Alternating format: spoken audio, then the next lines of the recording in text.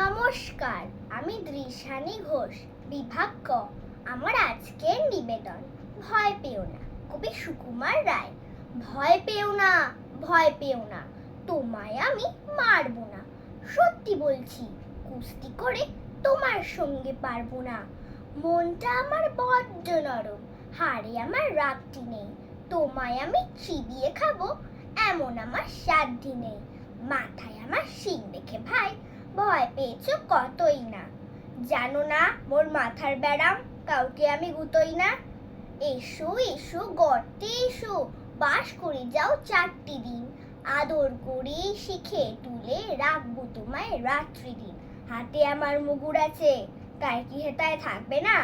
মুগুর আমার হালকা এমন, মারলে তোমার লাগবে না। অভয় দিচ্ছি, শুনছো না যে?